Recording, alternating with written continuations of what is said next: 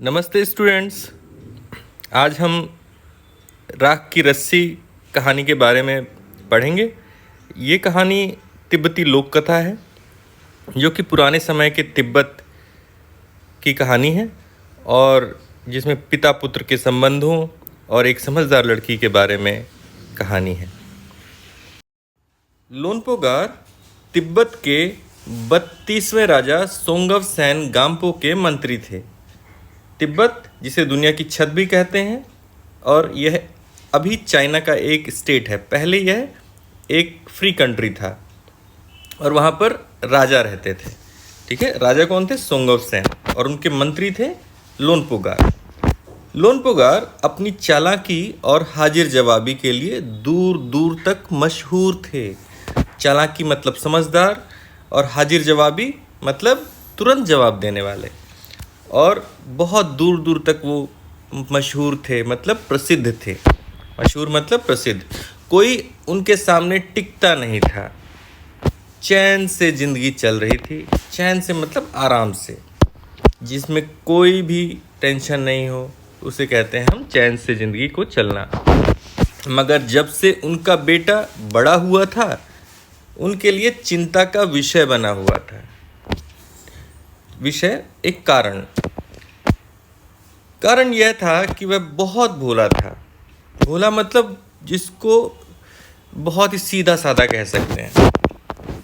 होशियारी उसे छूकर भी नहीं गई थी। लोनपोगार ने सोचा, मेरा बेटा बहुत सीधा साधा है, मेरे बाद इसका काम कैसे चलेगा? एक दिन लोनपोगार ने अपने बेटे को 100 भेड़ें देते हुए कहा। भेड़ मतलब शीप।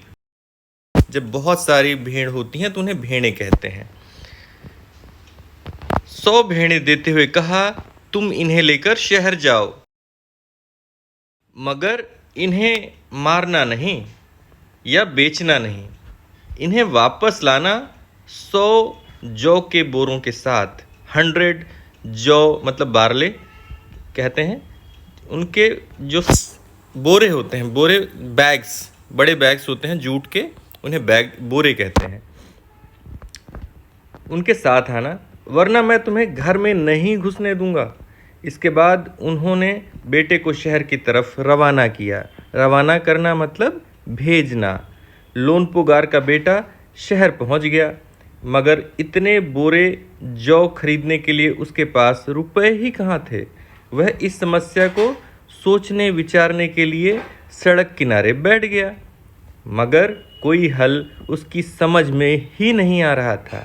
हल मतलब उसका सॉल्यूशन। वह बहुत दुखी था। तभी एक लड़की उसके सामने आकर खड़ी हो गई। क्या बात है, तुम इतने दुखी क्यों हो? लोनपोगार के बेटे ने अपना हाल कह सुनाया। इसमें इतना दुखी होने की कोई बात नहीं, मैं इसका हल निकाल देती हूँ। इतना कहकर लड़की ने भेड़ों के बाल उतारे और उन्हें बाजार में बेच दिया। जो रुपए मिले उनसे जौ के 100 बोरे खरीदकर उसे घर वापस भेज दिया।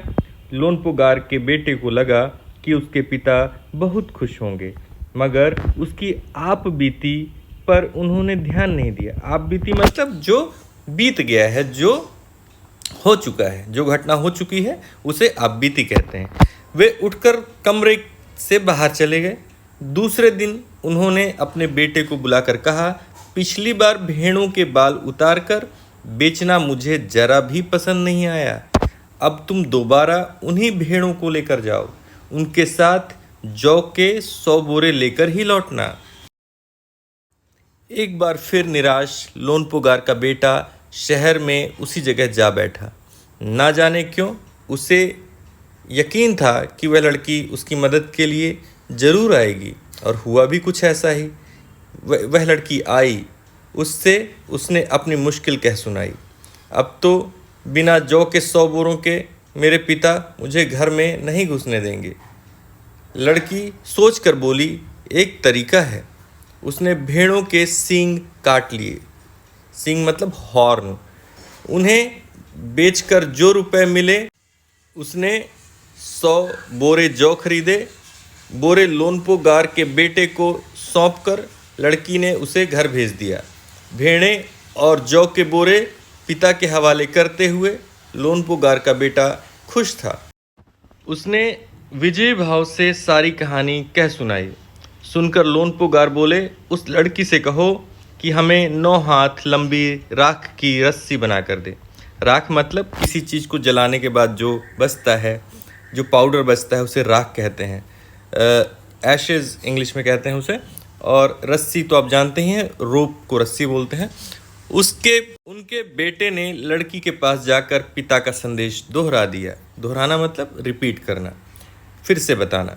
लड़की ने एक शर्त रखी, मैं रस्सी बना तो दूंगी मगर तुम्हारे पिता को वह गले में पहननी होगी। लोनपो गार ने सोचा, ऐसी रस्सी बनाना ही असंभव है। असंभव मतलब इम्पॉसिबल। इसलिए लड़की की शर्त मंजूर कर ली। शर्त जो चैलेंज होता है उसे शर्त कहते हैं। अगले दिन लड़की ने 9 हाथ लंबी रस्सी ली, उसे पत्थर के सिल पर रखा। पत्थर का सिल मतलब पत्थर का एक टुकड़ा, फ्लैट होता है, वो समतल होता है, और जला दिया। रस्सी जल गई मगर रस्सी के आकार की राख बच गई। आकार मतलब शेप। इसे वह सिल समेत, जो सिल पत्थर का फ्लैट टुकड़ा होता है, समतल टुकड़ा, उसके ऊपर रख के जलाई थी। तो इसे वह सिल समेत लोनपो गार के पास ले गई। समेत मतलब साथ में, और उसे पहनने के लिए कहा। लोनपो गार रस्सी देखकर चकित रह गए। चकित मतलब शॉक्ड रह जाना। वे जानते थे कि राख की रस्सी को गले में पहनना तो दूर, उठाना भी मुश्किल है। हाथ लगाते ही वह टूट जाएगी। लड़की की समझदारी के सामने उनकी अपनी चालाकी धरी रह गई। बिना वक्त गंवाए लोनपो गार ने अपने बेटे की शादी का प्रपोजल लड़की के सामने रख दिया। धूमधाम से उन दोनों की शादी हो गई। स्टूडेंट्स, ये कहानी हमें सिखाती है कि हम अपनी बुद्धि और समझदारी से कठिन मुश्किलों का सामना बहुत आसानी से कर सकते हैं। स्टूडेंट्स, किसी भी लोक कथा को समझने के लिए उस इलाके की जलवायु, रहन सहन, खान पान और संस्कृति को समझना उपयोगी होता है। लोक कथा ऐसी कहानी जो पीढ़ियों से चली आ रही हो। पीढ़ियों मतलब जनरेशन, कई जनरेशन से, और मौखिक रूप से सुनाई जाती है, उसे हम लोक कथा कहते हैं। और इलाका मतलब एरिया, और जलवायु का मतलब क्लाइमेट होता है। यदि लंबे समय तक कोई मौसम एक जैसा बना रहता है तो उसे ही हम जलवायु कहते हैं। जैसे डेजर्ट में गर्म मौसम होता है तो वहाँ की जलवायु गर्म होगी, और जहाँ पर लगातार बारिश होती है वहाँ की जलवायु नम होगी, और बारिश वाली जलवायु होगी। जहाँ पर हमेशा ठंड होती है, बर्फ़ पड़ती है, तो वहाँ की जलवायु ठंडी होगी। तो स्टूडेंट्स, राख की रस्सी शीर्षक लोक कथा तिब्बत से संबंधित है, जिसे दुनिया की छत कहा जाता है, क्योंकि यह बहुत ऊंचे पठार पर स्थित है। पठार जमीन के ऐसे भाग को कहते हैं जो मैदान से ऊंचा और पहाड़ से नीचा होता है। तिब्बत के पठार पर खड़े हैं ऊंचे ऊंचे पहाड़ जो हिमालय का हिस्सा हैं। इन पहाड़ों की एक खासियत यह है कि ये कई रंग के हैं, भूरे, लाल, पीले, बैंगनी, गुलाबी, गेरुआ और हरे, ठीक वैसे ही जैसे छोटे बच्चे अपने चित्रों में मनचाहे रंग भर देते हैं।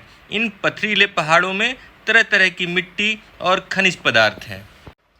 खनिज पदार्थ वो ठोस चीज़ें जो हमें धरती के अंदर से मिलती हैं, ये अपने आप धरती के अंदर बनते हैं। सूरज की बढ़ती और घटती किरणों के पड़ने से ये पहाड़ अनोखे रंगों में चमक उठते हैं। तिब्बत की हवा में नमी बहुत कम है, इस वजह से यहाँ बरसात और बर्फबारी कम होती है। खुश्क मौसम में पेड़ पौधे बहुत नहीं होते हैं। खुश्क मतलब सूखा। तिब्बत का पूर्वी भाग ही ऐसा है जहाँ घने जंगल पाए जाते हैं। उन जंगलों में पेड़ पौधों पशु पक्षियों की दुर्लभ किस्में मिलती हैं। दुर्लभ मतलब जो आसानी से ना मिले, जो रेयर हो।